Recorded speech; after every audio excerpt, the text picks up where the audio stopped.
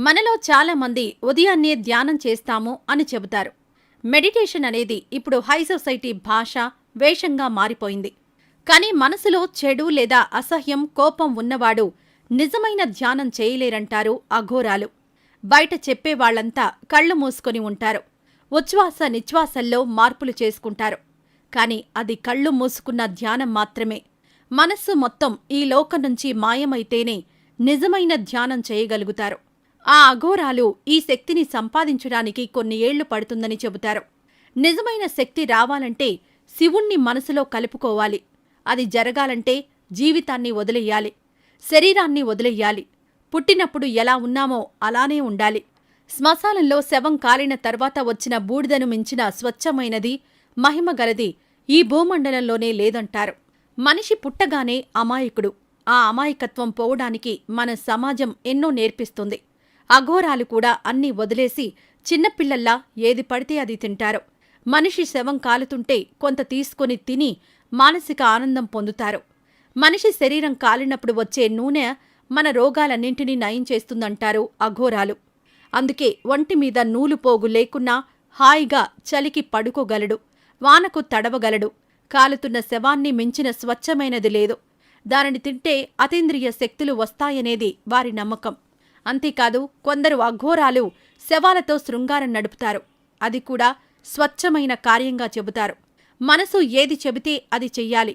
మనసును నిర్మలంగా ఉంచుకోలేకపోతే కోరికను తీర్చుకోవాలి. అది చెడు పద్ధతని బయటవారనుకుంటారు. కాని దానివల్ల అద్భుతమైన శక్తులొస్తాయి. కొందరు చనిపోయిన శవాలతో కూడా మాట్లాడతారట. ఇవన్నీ ఇలాంటి కార్యాల వల్లే వస్తాయని చెబుతారు. శవాలను తినడం, శవాలతో శృంగారం చేయడం వల్ల అతీంద్రియ శక్తితో ధ్యానం వల్ల కొత్త లోకాన్ని చూస్తాం. ఆ ధ్యానం చేస్తే ఎండ, గాలి ఆహారంగా మారుతాయి. కొన్నాళ్లపాటు ఆహారం లేకుండా కూడా ఉండే శక్తి దొరుకుతుంది. ఈ లోకంలో శివుడు తప్ప ఎవరూ లేరు. ఆయనకు తెలియని సమస్య లేదు. ఆయన చూపని పరిష్కారమూ లేదు. అందుకే మేం ఓం అనే శక్తివంతమైన మంత్రంతోనే బతుకుతామంటారు. మేం తినే తిండికి రోగాలొచ్చిపోవాలి. కాని అఘోరాలు 100 ఏళ్లకు పైగా బతుకుతారు.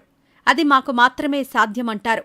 సాధువుల మాదిరిగా గంజాయి పీలుస్తారు, చెడ్డ పనులు చేస్తారు. కాని ధ్యానంలోకి దిగితే స్వర్గాన్ని చూస్తారట. ఋషులకు మాత్రమే సాధ్యమైన ఆ ధ్యానం చెయ్యాలంటే ఎన్నో ఏళ్లు కష్టపడి ప్రాక్టీస్ చేస్తే తప్ప నిజమైన ధ్యానం చేయలేరంటారు. మనస్సు ఈ లోకం నుంచి వెళ్ళిపోవాలి, మళ్లీ తిరిగి రావాలన్న శక్తి ఉండాలి. అది నిజమైన అఘోరాలకు, కొంతమంది సాధువులకే సాధ్యమని గర్వంగా చెబుతారు కాశీలోని అఘోరాలు. జుట్టు కత్తిరించరు, బట్టలు వేసుకోరు. కేవలం వంటిపై బూడిద మాత్రమే నిజమైన డ్రెస్. మనసులో కల్మషం ఉండకూడదు, ఏకత్వాన్ని పాటించాలి. ఇవన్నీ చేస్తే నిజమైన జీవితమంటే ఏంటో తెలుస్తుందంటారు. వారిని దూరంగా చూసి అసహించుకున్న విదేశీయులు కూడా ఇప్పుడు కాశీలో సాధువులుగా మారి మెడిటేషన్లో మునిగిపోయారు. సర్వం శివమయం అంటూ నిజమైన జీవితాన్ని చూస్తున్నారంటారు అఘోరీ సాధువులు.